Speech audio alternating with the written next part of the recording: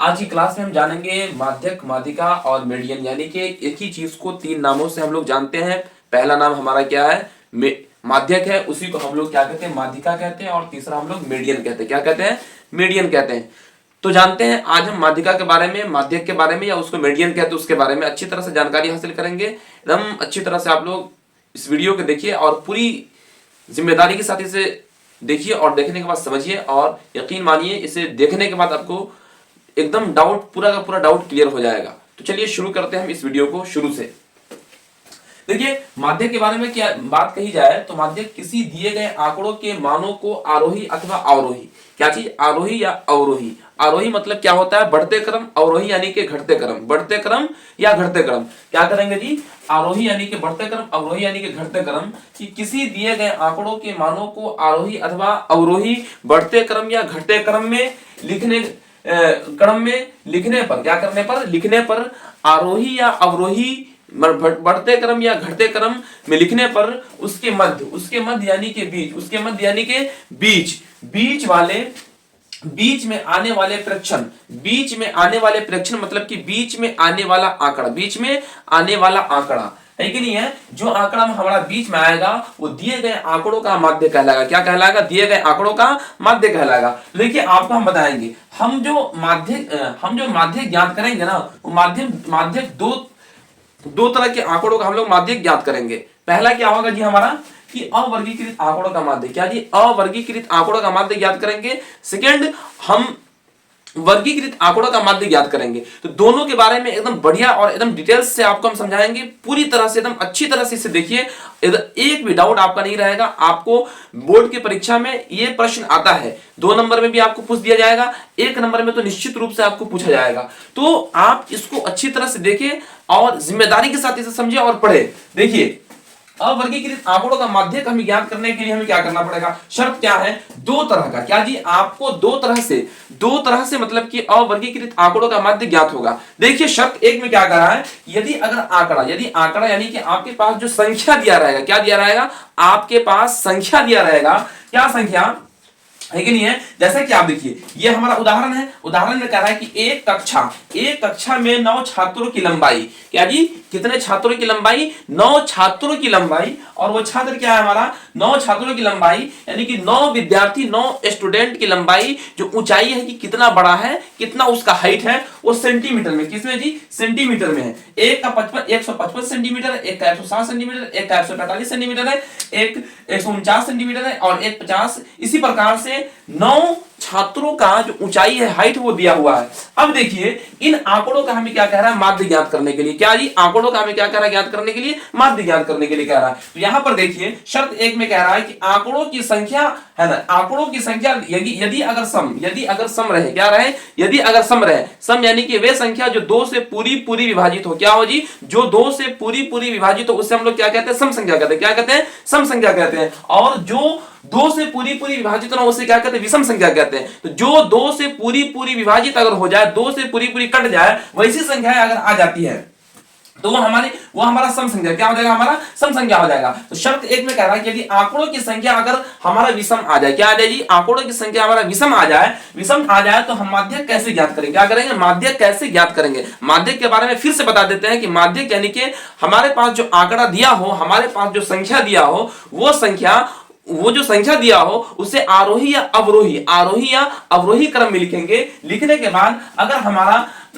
बाद फिर जो बीच की संख्या आती है उसे हम क्या कहते हैं? जो बीच की संख्या यानी कि मध्य की संख्या जो आती है उसे हम लोग क्या कहते हैं? उसे माध्यक कहते हैं। तो देखिए कि पहली शर्त क्या है कि यदि आंकड़ों की संख्या n विषम संख्या हो, तो क्या हो जी? n हमारा कौन संख्या हो? n हमारा विषम संख्या हो। तो हम माध्यक जब ज्ञात करेंगे ना, तो माध्यक ज्ञात करने का तरीका है कि n प्लस 1/2 करके n+1/2 वे प्रक्षणों का मान, है कि नहीं है? इतना करने के बाद जो हमारे पास टोटल ऑफ नंबर दिया होगा, जैसे मान लीजिए कि उदाहरण के तौर पे हम लेते हैं कि एक उदाहरण हमारे पास है कि एक कक्षा में 9 छात्रों की लंबाई हमारे पास दिया हुआ है 155, 160, इसी प्रकार से 1 2 3 4 5 6 7 8 9। कितना है जी? 9 छात्रों का डिफरेंट अलग अलग लंबाई दिया हुआ है। और कितना टोटल ऑफ स्टूडेंट कितना है? 9। टोटल ऑफ स्टूडेंट कितना है? टोटल विद्यार्थियों की संख्या कितनी है? 9। कितनी है? 9। तो हमारा n बराबर क्या हो जाएगा जी? n बराबर क्या हो जाएगा हमारा? पहले क्या है, n बराबर तो हमारा 9 हो जाएगा, n बराबर 9, लेकिन उससे पहले क्या करेंगे, जो हमारे पास जो संख्याएं दी हुई हैं उसे आरोही या अवरोही, आरोही या अवरोही यानी कि बढ़ते क्रम या घटते क्रम में उसे हम सजाएंगे। क्या करेंगे, बढ़ते क्रम या घटते क्रम में सजाएंगे। तो अब यहां पर देखिए कि हमने क्या किया, इसको बढ़ते क्रम में, किस क्रम में हमने सजाया, बढ़ते क्रम में। किस क्रम में सजाया, हम बढ़ते क्रम में। जैसे कि 144 के बाद 145, 144 छोटा है और 145 बड़ा है, तो उसको बड़ा बड़ा उसी मतलब कि छोटा से बड़ा, फिर उससे बड़ा, फिर उससे बड़ा, इस प्रकार लिखेंगे। 144 के बाद 145 आएगा, 145 के बाद 147 आएगा, 147 के बाद 148, 148 के बाद 149, 149 के बाद 150, 150 के बाद 152, 152 के बाद 155, 155 के बाद 160। सबसे बड़ा कौन है, 160 है। कौन है जी, 160। और सबसे छोटा कौन है हमारा, 144। कितना है जी, 144। अब देखिए हम सूत्र का प्रयोग करेंगे। क्या करेंगे, सूत्र का प्रयोग करेंगे। हमारे टोटल ऑफ स्टूडेंट, इसके अंदर जो दिया हुआ 9, कितने विद्यार्थी, 9। यदि अगर 10 विद्यार्थी होता तो फिर जाकर उसका शर्त 2 वाला काम आता। तो पहले हम शर्त 1 को अच्छी तरह से समझते हैं, उसको सीखते हैं, फिर हम सेकेंड शर्त पे हम लोग चलेंगे। देखिए यहां पर कि हम क्या करें, इसको आरोही क्रम में सजा लिया और उसके बाद हमारा 9 है, तो n बराबर हमारा क्या है, n बराबर क्या है जी, हमारा 9 दिया हुआ है। तो n प्लस 1/2, n प्लस 1/2 के प्रेक्षणों का मान, n प्लस 1/2 के प्रेक्षणों का मान यानी कि 9 प्लस 1/2, 9 प्लस 1/2 बराबर 10, 10/2 बराबर 15, 10/2 बराबर 5, 10/2 बराबर 5, यानी कि हमारे पास पांचवें प्रेक्षणों का मान, पांचवें प्रेक्षणों का मान हमारा क्या हो जाएगी। इसमें देखिए फर्स्ट 1 2 3 4 5, इधर तो नहीं भाई, ये तो क्रम में तो नहीं है, पहली बात ये समझ लीजिए। यहां से ये जो आरोही क्रम में 1 2 3 4 5, ये पांचवा कौन हो जाएगा जी, फिफ्थ, यानी कि पांचवा जो हमारा प्रेक्षण हो जाएगा ना, पांचवा प्रेक्षणों का मान जो हमारा हो जाएगा, क्या कहलाएगा, माध्य कहलाएगा। क्या कहलाएगा, माध्य कहलाएगा। तो आप लोग शर्त 1 को अच्छी तरह से समझ गए होंगे, आप लोग को कोई दिक्कत नहीं होगा। अब हम लोग चलते हैं सेकंड शर्त। कौन सा शर्त, हम सेकंड शर्त की तरफ हम लोग चलेंगे। दूसरा शर्त हमारा क्या है, यदि आंकड़ों की संख्या n यानी सम हो, यदि हमारा आंकड़ों की संख्या सम हो, तो उस सम संख्याओं के लिए जो हमारा सूत्र लगेगा, हमारा जो तरीका होगा, अप्लाई होगा, वह हमारा ये तरीका होगा। जैसे कि माध्यक हमें ज्ञात करना हो तो ये हम तरीका अप्लाई करेंगे। 1/2 क्या करेंगे, 1/2 बोलिए हमारे साथ साथ बोलिए, क्या कीजिए, 1/2 इंटू 1/2 कोष्ट के अंदर में 1/2 कहता 1/2 इंटू n/2 यानी कि n/2 है कि नहीं है, 1/2 कोष्ट के अंदर में n/2, क्या जी, n/2। और n/2 में प्रेक्षणों की संख्या n/2 है ना, उसके प्रेक्षणों की संख्या प्लस में n प्लस 1/2 वे प्रेक्षणों का मान। हम इस फार्मूला के माध्यम से हम क्या करेंगे कि शर्त 2 यानी कि अगर हमारा सम संख्या आ जाए, क्या आ जाए, हमारा अवर्गीकृत, क्या हमारा क्या जी, अवर्गीकृत आंकड़ों में, हमारा अवर्गीकृत आंकड़ों में अगर हमारा सम संख्या आ जाए तो उसका हम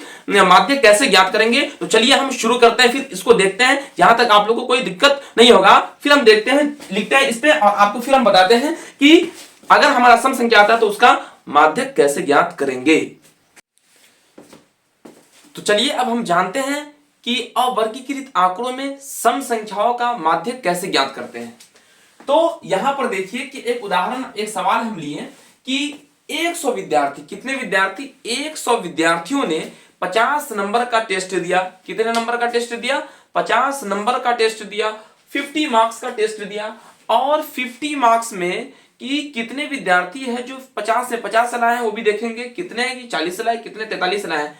आप ही बताइए, क्या एक क्लास में अगर सभी बच्चे टेस्ट देते हैं तो क्या सभी बच्चों का एक जैसा मार्क्स आता है, नहीं आता है। किसी का 40 आया, किसी का 45 आया, किसी का 30 आया। तो वही आंकड़ा इसके अंदर दिया हुआ है। देखिए कि यहाँ पर जो 100 विद्यार्थी है, यहाँ पर विद्यार्थी है, देखिए 6 ऐसे विद्यार्थी है जिसका 20 नंबर आया है, 28 ऐसे विद्यार्थी जिसका 29 नंबर आया है, 24 ऐसे विद्यार्थी जिसका 28 नंबर आया है, और उसके बाद 15 ऐसे विद्यार्थी जिसका 33 नंबर आया, 2 ऐसे विद्यार्थी जिसका 42 नंबर आया, और 4 ऐसे विद्यार्थी जिसका 38 नंबर आया, 1 ऐसे विद्यार्थी जिसका 43 नंबर आया, और 20 ऐसे विद्यार्थी है जिसका 25 नंबर, कितना नंबर आया, 25 नंबर आया। तो अब देखिए इसको हम लोग हल करते हैं, इसको सॉल्व करते हैं। इसको सॉल्व करने के लिए पहले हम क्या करेंगे, माध्य का जो रूल है उसको हम आरोही या अवरोही क्रम में उसको हम सजाते हैं, वो सजाकर लिखते हैं। तो देखिए यहां पर आप अच्छी तरह देख रहे होंगे कि यहां पर हम आरोही क्रम में सजाए हुए हैं, यानी 20 के बाद 25 के बाद 28 के बाद देखिए इस तरह से यहाँ पे सबसे बड़ा को नीचे और सबसे छोटा को ऊपर रखे हैं, समझ गए। अब उसके बाद क्या है, जो विद्यार्थी है जैसे 20, यहां पर देखिए आप यहाँ पर, हाँ 20 है ना, 6 विद्यार्थी यहाँ पर कितना 20 मार्क्स लाए हुए हैं। अब 25 अब 25 मार्क्स कौन है जी, 25 मार्क्स देखिए यहाँ 25 हो गया, कितने विद्यार्थी लाया, 20 विद्यार्थी लाया। इसी प्रकार आप मिला लीजिए टोटल ऑफ नंबर जो और टोटल ऑफ स्टूडेंट तो हम यहाँ पर लिख दिए हैं। अब देखिए ये जो हमें प्राप्त हो गया, इसमें कोई डाउट, इसमें कोई शक की बात नहीं है आप लोगों को। अगर डाउट है तब पर भी बोलिए फिर जाकर, तो समझ गए। अगर डाउट है तो एक बार फिर देख लीजिए, तो फिर एक बार हम बता देते। देखिए यहाँ पर हमारा प्राप्तांक है, यहाँ पर कि जो बच्चों ने नंबर लाया उस बच्चों का नंबर यहाँ पर लिखा हुआ है, और यहाँ पर जो बच्चे यहाँ पर टेस्ट में अपेयर हुए हैं, जो बच्चे टेस्ट दिए, जो बच्चे एग्जाम दिए, परीक्षा दिए, उस बच्चों की संख्या है कि और कौन कितना कितना नंबर लाया वो हो गया। अब इन सबको ज्ञात करने के लिए अब हम क्या करेंगे, हमें माध्य ज्ञात करने के लिए ये सम संख्याओं का जो माध्य हमारा जो आ गया, जैसे कि 100 विद्यार्थी है, उसके अंदर क्या था 9 विद्यार्थी था, 9 हमारा विषम हो गया। और यदि अगर उसके अंदर में अगर हमारा कितना होता जी 10 विद्यार्थी, कितना विद्यार्थी होता 10 विद्यार्थी अगर होता तब जाकर वो हमारा सम हो जाता, तो फिर जाकर इसी रूल के तहत हमारा बनता। अब देखिए लेकिन यहाँ पर समझने की बात है, वो क्वेश्चन थोड़ा डिफरेंट था, आप फिर जाकर उसको बैक करके देख सकते हैं कि नहीं। अगर इस प्रकार का क्वेश्चन अगर रहेगा तो ये इसी प्रकार का बनेगा, फिर जाकर फिर अलग हिसाब से फिर एक और तरीका है, उस तरीका से भी आपको हम बताएंगे। पहले इसे हम देख लेते हैं। अब यहाँ पर देखिए हमें क्या करना, पहले संचयी बारंबारता ज्ञात करना। क्या करना, हमें संचयी बारंबारता क्या ज्ञात करना है, संचयी बारंबारता ज्ञात करना है। संचयी बारंबारता ज्ञात करने के लिए क्या करेंगे हम कि ये जो अंक ऊपर वाला हो गया ना, ऊपर वाला तो जैसे का तैसे रहेगा, और ऊपर से नीचे जोड़ के लिखेंगे, 20 से 26 लिखेंगे। 26 में क्या करेंगे 24 जोड़ेंगे तो 50 आ गया, 50 में 28 जोड़े तो 78 आ गया, और 78 में क्या है 15 जोड़े तो 93 आ गया, 93 में 4 जोड़े तो 97, 97 में 2 जोड़े तो 99, 99 में 1 जोड़े तो 100। हमारा ये संचयी बारंबारता प्राप्त हो गया, हम इसे अच्छी तरह से निकाल लिए, कोई दिक्कत आपको नहीं होगा। अब देखिए हम आगे की ओर चलते हैं, हमारा जो माध्य निकालने का प्रोसेस है अब शुरू होता है। क्या है, सम संख्याओं का माध्य कैसे ज्ञात करेंगे, अवर्गीकृत आंकड़ों के लिए 1/2 इंटू 10/2 है ना, n/2 है ना। तो n हमारा कितना है जी, n योग हमारा कितना है जी 100, कितना है हमारा, इन आंकड़ों को जोड़ने के बाद हमारा कितना है 100 आया। यहाँ पर जगह ना बचने के कारण हम क्या किया, नहीं लिखे वहां पर। अब देखिए n/2 यानी कि 100/2 आ गया, 100वें परीक्षणों का मान, और प्लस में n/2 प्लस 1 है ना, वे मतलब इतना परीक्षणों का मान। अब देखिए यहाँ पर क्या है, काटने के बाद 50 है, काटने के बाद हमारा क्या बनाया। अब देखिए यहाँ पर दोनों 50 में यानी कि 50 में, यानी कि अब यहाँ पर देखिए अच्छी तरह से 50वें 50वें 50वें 50 में, अब यहाँ पर देखिए तो ये हमारा कितना 28, कितना है जी 28, तो ये हमारा 28 लिखा हुआ 50 में का। अब देखिए 51 में, 50 के बाद तो 51 है नहीं, तो ये हमारा उसके बाद जस्ट ये नंबर आ गया। अब इसके सामने का ये देखिए हमारा कितना है जी 29, कितना है 29। इन दोनों संख्याओं को क्या किया, हम जोड़ दिए, जोड़ने के बाद 57 आया, 57 किए। अब यहाँ पर उसको बाहर निकाले तो गुना हो गया 57/2। अब काट दिए, हमारा कितना आया 57/2 काटा 28.5, हमारा माध्य कितना आ गया, कितना आ गया माध्य हमारा 28.5। ओके, दिक्कत आप लोगों को नहीं। चलिए हम आगे फिर चलते हैं, दूसरा एक और तरीका उसे सीखते हैं हम। तो चलिए अब हम जानते हैं वर्गीकृत आंकड़ों का माध्य कैसे ज्ञात करते हैं। वर्गीकृत आंकड़ों का माध्य ज्ञात करने के लिए पहले हमें वर्गीकृत आंकड़ों का जो माध्य ज्ञात करेंगे उससे पहले उसका सूत्र हमें पता होना चाहिए। देखिए वर्गीकृत आंकड़ों का माध्य ज्ञात करने के लिए हमें ये फॉर्मूला का पता होना बहुत ही जरूरी है। अगर हमें पता नहीं होगा तो फिर हम ज्ञात नहीं कर पाएंगे, समझिए सीधी बात। अब देखिए अब क्या है, इसको ज्ञात करने के लिए हम क्या सूत्र फॉर्मूला लगा है, L प्लस कोष्ठ के अंदर में n/2 माइनस CF। ये CF क्या है, संचयी बारंबारता। क्या जी, संचयी बारंबारता। तो CF से हम लोग प्रदर्शित करते हैं, बट्टा में क्या किया हम F लिख दिए। अब उसके बाद हम इंटू में H कर दिए, ये हमारा फॉर्मूला है। क्या हमारा फॉर्मूला है वर्गीकृत आंकड़ों का माध्य ज्ञात करने के लिए। और इसको अच्छी तरह से याद कर लीजिए, समझ गया ना, क्योंकि ये मैट्रिक के परीक्षा में 2 नंबर का फिक्स है, पूछता है, कोई ठीक नहीं आपको पूछ दे, इसीलिए कंप्लीट ही कर लीजिए। देखिए उदाहरण है कि कक्षा 10 है, कौन सा जी, कक्षा 10 है, गणित की परीक्षा हुई। गणित की परीक्षा में कितने अंक का था जी, 100 अंक का। कितने अंक का था, 100 नंबर का, 100 नंबर का। और विद्यार्थी की संख्या क्या थी, 53 छात्रों द्वारा प्राप्त अंकों की बारंबारता। अब यहां पर क्या करना है कि जो बारंबारता बंटन दिया हुआ है कि मतलब जो प्राप्त अंक हो गया इतना, 5 विद्यार्थी मतलब 10 नंबर लाया, 3 विद्यार्थी 10 से 20 के अंदर में लाया, और 4 विद्यार्थी 20 से 30 के अंदर में लाया। सबसे ज्यादा क्या है कि 8 के विद्यार्थी जो है 100 से लेकर 90 के बीच में, मतलब 90 से लेकर 100 के बीच में क्या हुआ कि अपना रिजल्ट लाया। अब क्या करना है कि हमें इसका माध्य ज्ञात करना है, माध्यक ज्ञात करना है। माध्यक ज्ञात करने के लिए क्या करेंगे, संचयी बारंबारता निकाल लेंगे, CF। क्या करें, CF निकालना आपको हम बता ही दिए हैं। क्या करें, 5 हो तो 5, ऊपर वाला नीचे वाला जुड़ जाएगा तो कितना हो जाएगा 8। 8 में आप क्या करो, जोड़ दो, 4 2 हो जाएगा 12, 12 में 3 जोड़ दो तो हो जाएगा 15। अब 15 में 3 जोड़ दो हो जाएगा 18, 18 में 4 जोड़ दो तो हो जाएगा 22, 22 में 7 जोड़ दो तो हो जाएगा 29, 29 में 9 जोड़ दो तो हो जाएगा 38, 38 में 7 जोड़ देंगे तो क्या हो जाएगा 45, 45 में 8 जोड़ देंगे तो क्या होगा 53। क्या हो जाएगा 53। अब देखिए कि हमारा n बराबर दिया हुआ है, n बराबर क्या है जी, क्या n बराबर क्या हमारा दिया, n बराबर मतलब कि कितना टोटल ऑफ विद्यार्थी कितना है 53। अब यहाँ पर पहले भी 53 है, हमारा योग क्या है, हमारा 53 आ जाएगा।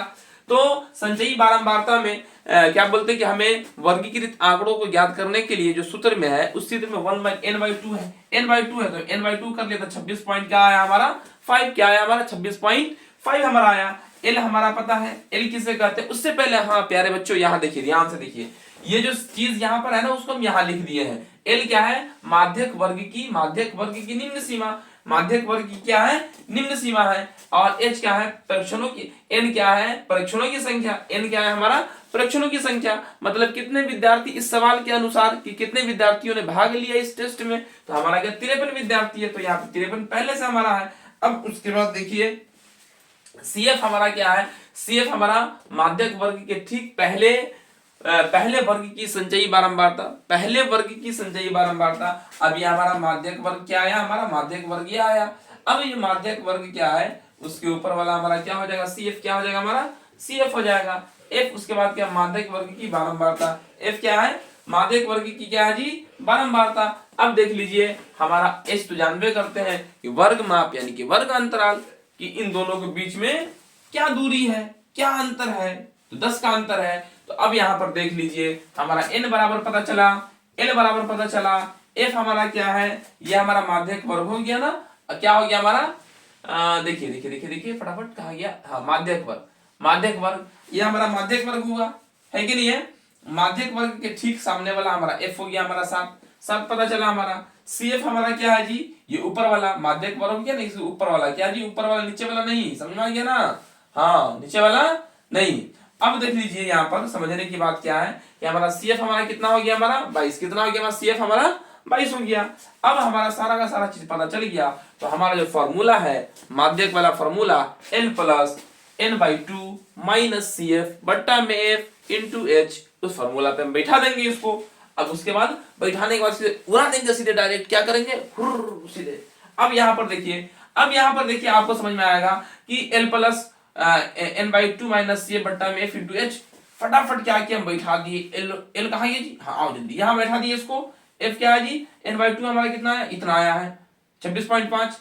अब उसके बाद 22 क्या है हमारा, CF हमारा क्या है 22 है, और F हमारा क्या है 7 है, और H हमारा क्या है 10 है। अब क्या किया हम अपना क्रियाक्रम कर दिए। अब क्या है कि बोर्ड मास का नियम आपको पता ही होगा, पहले कोष्ठ के अंदर का काम करेंगे, कोष्ठ के अंदर पहले क्या करेंगे हम ऊपर का काम कर लिया हम, बट्टा में का देखिए घटाने के बाद 4.5 आया, बट्टा में 10 आया, इसको कोष्ठ से बाहर किए तो गुना आया। तो हम पहले जोड़ का काम नहीं करेंगे, पहले किसका काम करेंगे, पहले गुना का काम करेंगे, क्योंकि बोर्ड मास का नियम है, पहले D उसके बाद M उसके बाद A उसके बाद क्या बोलते हैं S, है कि नहीं है। अब क्या है कि 60 हो गया प्लस में 45 बट्टा में 7, 45 बट्टा में 7 को हम भाग दिए, खूब भगाए उसको, इतना भगाए, भागने के बाद यहाँ पर आराम से रुका, तो रुकने के बाद फिर क्या हुआ 60 प्लस में 6.426 पर आके अटक गया ये। अब क्या हुआ कि इसको हम लटका दिए। अब यहाँ पर इसको दोनों को जोड़ने के बाद फिर क्या हुआ कि इतना लिखने की जरूरत कोई मगजमारी नहीं है, क्या करना अंत में क्या करना है जी। अब यहाँ पर कि यहाँ पर हम 6.3 लिखे हुए हैं, लेकिन यहाँ पर नहीं होगा, 6.4 लिख सकते हैं, क्या कर सकते हैं अराउंड 6.4 आप यहाँ पर देकर काम चला सकते हैं, आ जाएगा लगभग आपकी किताब में। आप देखेंगे तो उदाहरण में यही आंसर आपको है। अगर यहाँ पर हम चाहेंगे तो यहाँ पे 66.43 भी लिख सकते हैं, और 66.4 क्या बोलते हैं 4 to 9 भी लिख सकते हैं, या 8 भी लिख सकते हैं, कोई दिक्कत नहीं है, है ना।